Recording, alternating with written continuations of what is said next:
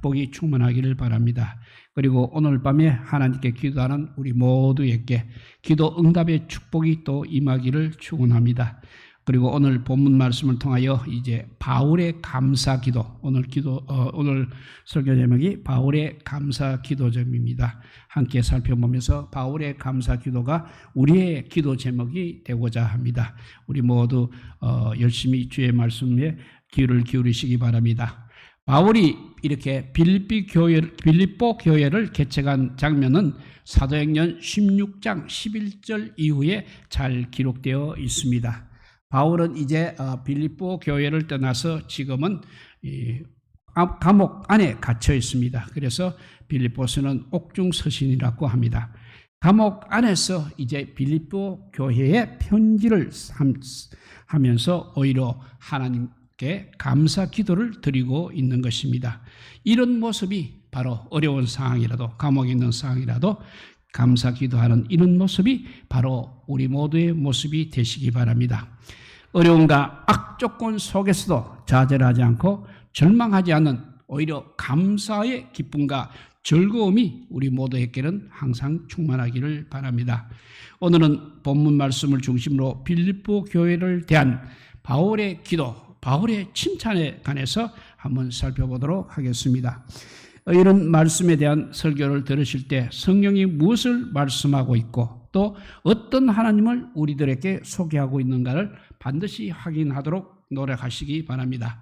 확인만 하고 또 끝날 것이 아닙니다. 그 말씀이 과연 우리들에게 무엇을 요구하고 있는 건지도 알아서 이제는 말씀대로 살아가기 뿐만 아니라 말씀을 지키도록 노력을 다하시기 바랍니다.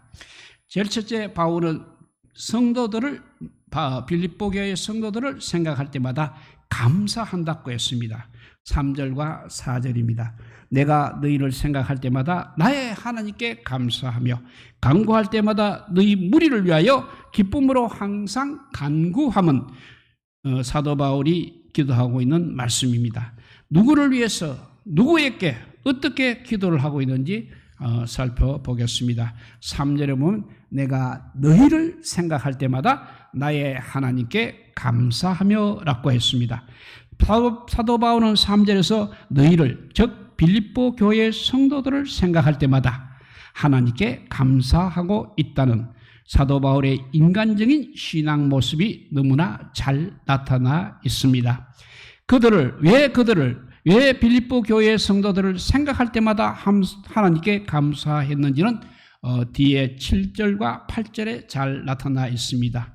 그 이유에 관해서는 그 7절과 8절을 설명할 때 이야기하기로 하고 여기서는 3절 말씀만 가지고 살펴보려고 합니다. 빌립보 교회의 성도들을 생각할 때마다 하나님께 감사한 바울의 모습 속에서 빌립보 모든 성도들을 위한 바울의 사랑을 우리가 엿볼 수 있습니다. 너희를 생각할 때마다, 빌립보 교회 성도들을 생각할 때마다 라는 말씀은 바울이 빌립보 교회 성도들을 항상 생각하고 있다는 말씀이기도 한 것입니다. 비록 지금 몸은 감옥에 투옥되어 있지만 마음은 빌립보 교회 성도들을 향하고 있다는 것입니다. 그러한 성도들을 생각하면 생각할수록 하나님께 감사를 드리지 않을 수가 없었던 것입니다. 지금 자신이 감옥에서 어떻게 하면 하루라도 빨리 출감할 수 있을까 하고 그런 생각만 해도 부족한데도 불구하고 성도들을 항상 빌립보 교회의 성도들을 그의 마음속에 두었다는 것입니다. 그것은 바울이 빌립보 교회에 있는 모든 그리스도인들을 얼마나 아끼고 또 얼마나 사랑하고 있는가를 보여주고 있는 것입니다. 우리는 어떤 개인이나 어떤 교회를 생각할 때 그 개인이나 그 교회 때문에 하나님께 감사를 드린 일이 있습니까? 누가 과거에 나에게 얼마간의 도움을 준 일을 생각하면 생각할수록 그 사람을 통해서 하나님께 감사한다고 하는 것은 우리에게 얼마나 중요한 일인지 모릅니다. 그럴 때는 베푼 사람도 정확하게 베풀었음을 알게 되는 것입니다. 그래서 성경은 남에게 베풀 때 항상 은밀하게 베풀라고 하셨습니다. 그래서 오른손이 하는 것을 왼손이 모르게 하라고 했습니다. 은밀하게 하게 되면 지금 당장 나에게 돌아오는 것은 없습니다. 그렇지만 은밀하게 보시는 하나님께서 갚아주신다는 사실입니다. 은밀하게 도움을 받은 그 사람은 하나님께 감사를 드릴 것은 분명한 사실이 아니겠습니까? 그래서 어떠한 현상이 일어났느냐 하면 은밀하게 도움을 받은 사람은 은밀하게 바쁜 그 사람을 위해서 뜨거운 기도를 한다는 것은 너무나 당연한 이치인 것입니다. 다른 사람이 나를 그렇게 생각한다면 그 사람은 정말 하나님께 감사의 기도를 드릴 것인가? 아니면 원망과 하소연의 기도를 드릴까라는 문제를 생각하면 심히 두려움이 있는 것입니다. 마찬가지로 우리 교회를 다른 사람이 생각한다면 그 사람은 과연 어떠한 기도를 드리겠습니까? 항상 분쟁이 끊이지 않는 그 교회를 돌봐달라는 그러한 기도를 하도록 원인을 제공한 그러한 교회라면 그것은 정말 불량한 일이라 할 수 있습니다. 우리 자신과 우리 교회가 많은 사람들로부터 어떤 모습으로 비추어지기를 원하고 있습니까? 물론 남의 눈을 의식할 필요는 없습니다만 그러나 전혀 무시할 수는 없는 것입니다. 무시하려면 바울이 이야기했듯이 이 세상을 떠나가야 하는 것입니다. 그래서 요한 1서 4장 20절에 보면 이렇게 말씀합니다. 보는 바 그 형제를 사랑하지 아니하는 자가 보이지 않는 바 하나님을 어떻게 사랑할 수 있느냐라는 말씀과 이치가 같은 것입니다. 보이는 형제를 사랑해야 하나님도 사랑할 수 있다는 말이 되겠습니다. 이렇게 바울의 기도는 성도들을 생각할 때마다 감사한다고 했습니다. 두 번째, 바울은 빌립보 교회의 성도들을 기쁨으로 기도했다고 했습니다. 4절에 보면 간구할 때마다 너희 무리를 위하여 기쁨으로 항상 간구함은 바울은 빌립보에 있는 모든 성도를 생각할 때마다 하나님께 감사를 드릴 뿐만 아니라 기도할 때마다 그들을 위하여 기쁨으로 항상 기도했다고 말하고 있습니다. 물론 기도할 때마다 항상 기도하는 이유에 관해서는 디오는 5절 6절에서 잘 말씀해 주고 있습니다. 앞에서 마찬가지요. 그 이유에 관해서는 5절 6절 말씀드릴 때 말씀드리기로 하고 4절에서는 4절 말씀의 사항만을 살펴보도록 하겠습니다. 4절 말씀에서 간구할 때마다 라는 말씀이 있습니다. 이 말은 간구, 즉 기도할 때마다 라는 말씀이 되겠습니다. 당시의 유대교와 초대교회는 하루에 정기적으로 3번 기도하는 시간이 있었습니다. 그것은 일가의 하나였습니다. 하루 일가의 하나였습니다. 첫 번째 기도는 항상 저녁에 했습니다. 왜냐하면 유대인들은 해가 지면서 새날이 시작되기 때문입니다. 그 다음은 이제 아침에 일어나서와 낮에 기도로 그렇게 정해져 있습니다. 그러한 기도 시간마다, 즉 기도 때마다 빌립보 교회의 온 성도들을 위하여 기도하되 기쁨으로 기도를 한다는 것입니다. 여기서 너희 무리를 위하여라는 말씀이 나옵니다. 이 말씀은 7절 8절에도 나오고 있습니다. 이 말은 곧 너희 모두라는 말이 되겠습니다. 사도 바울은 빌립보 교회의 온 성도들을 지칭할 때 너희 모두라는 말을 사용하고 있는 것입니다. 이 말은 바울이 입으로 그렇게 강조하고 있습니다. 빌립보 교회의 성도 모두를 생각하고 기도한다는 것입니다. 이 말은 어쩌면 빌립보 교회 내에 어떤 약간의 분쟁의 관계가 있다고 볼 수 있겠습니다. 여기서 바울은 온 빌립보 교회의 성도들의 어느 한편의 사도가 아니라는 그런 뜻입니다. 이렇게 함으로써 교회의 온 성도들을 이제 하나 되게 하려는 의도가 강하게 어필되어 있는 것입니다. 이 같은 사실은 오늘 우리 교회들에게도 중요한 문제로 등장하고 있습니다. 왜 교회의 하나됨이 깨어지느냐 하면 교회가 소위 차별 대우를 하고 있다는 것입니다. 교회마저 세상에서 추구하는 가진 자와 못 가진 자, 또 배운 자와 못 배운 자 등 이렇게 구별하여 참 차별화하고 서로 끼리끼리 모임을 갖고 있다는 것입니다.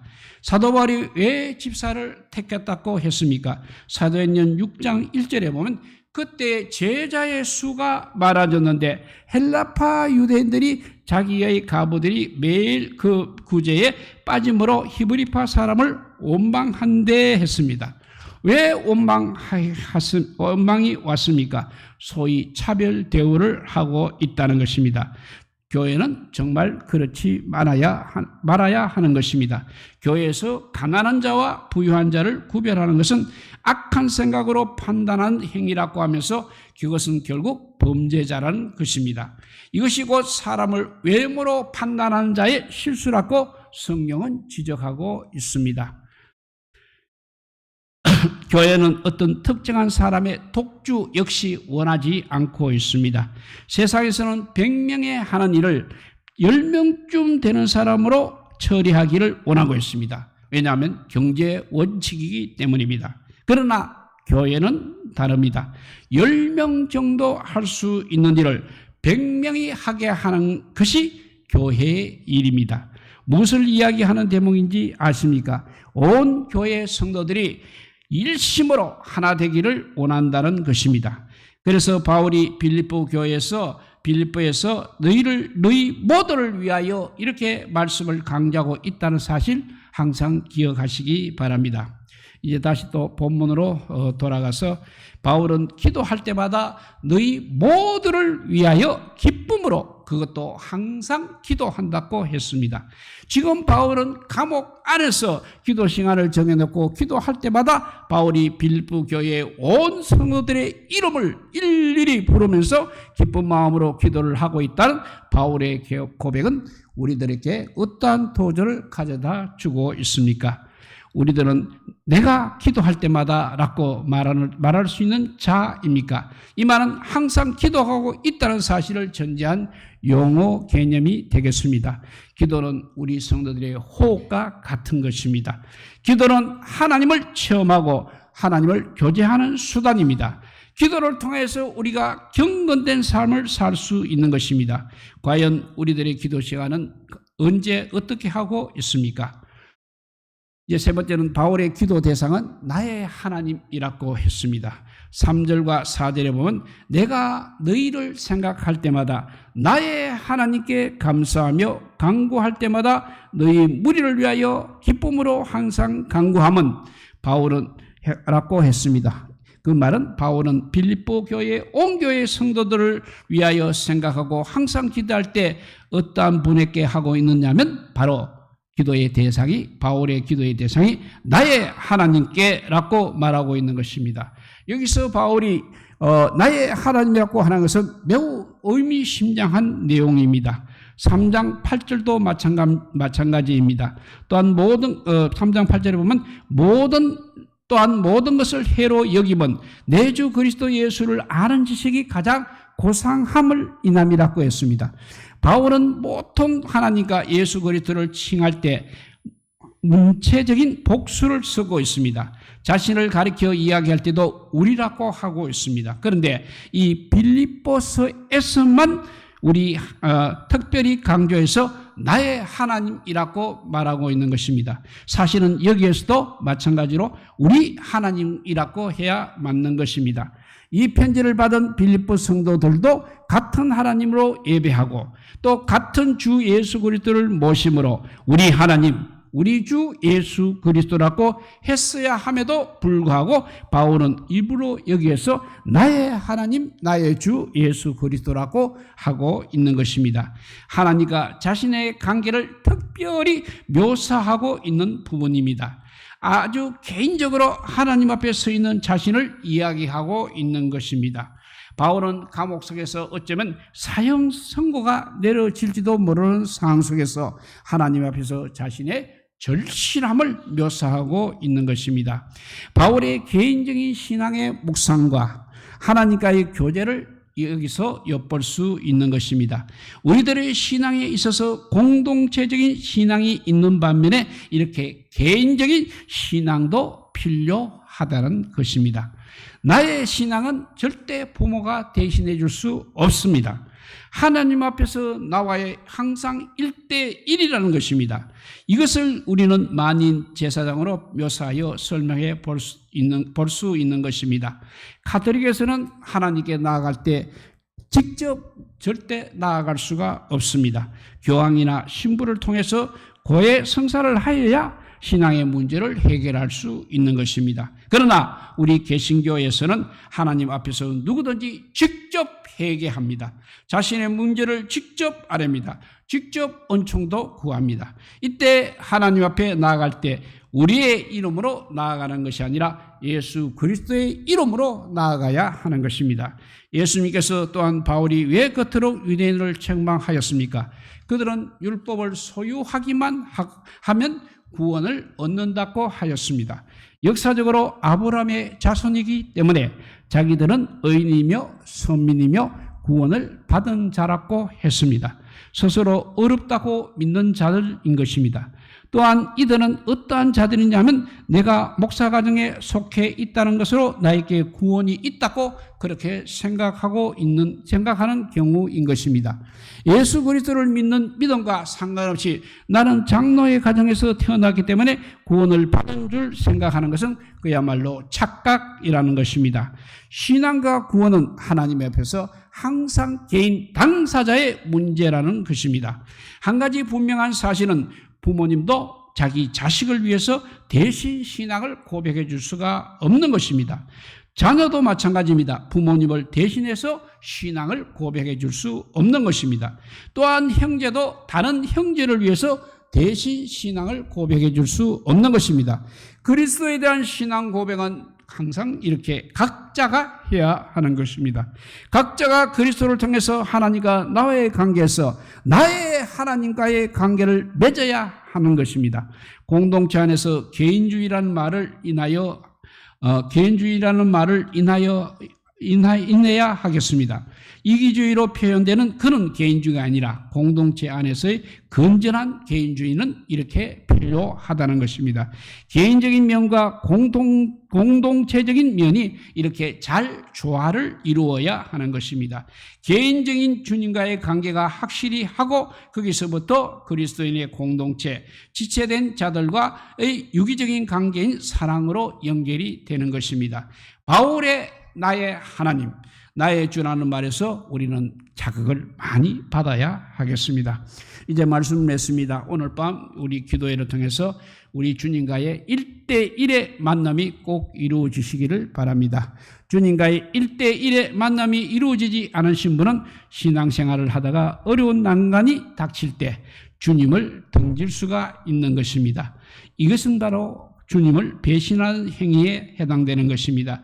주님과의 1대1의 만남에 있는 성도는 기도로 문제를 해결할 수 있는 것입니다. 주님 앞에서 믿음 없는 자가 되지 말고 하나님의 마음에 합한 자, 하나님 마음속에 꼭 드는 자, 속 드는 자가 되시기를 우리 주님의 이름으로 축복드립니다. 기도하겠습니다. 사랑의 하나님 감사합니다.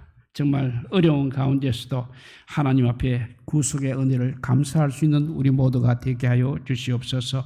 바울처럼 감옥 속에서 사형 선고가 날지도 모르는 가운데에서도 저 교회를 사랑하고 교회 성도들을 위해서 날마다 감사하며 기도한다는 그 기도의 메아리가 우리 귀에도 쟁쟁하게 들리게 하여 주시옵소서.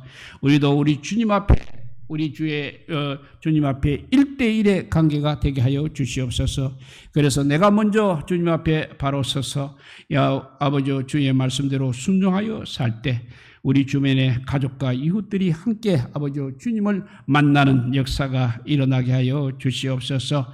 또 우리의 기도가 아버지 정말 많은 죽어가는 생명들을 위한 기도가 되게 하여 주시고 교회를 위한 기도가 되게 하여 주시고 나라를 위한 기도가 되게 할 때 정말 내 개인주의에 해당하는 믿음이 아니라 정말 공통체적인 믿음을 아버지 우리가 가질 수 있도록 인도하여 주셔서 내가 속한 모든 아버지 교회와 나라를 아버지 사랑하게 하여 주시고 우리 가정을 구원하게 하여 주시옵소서.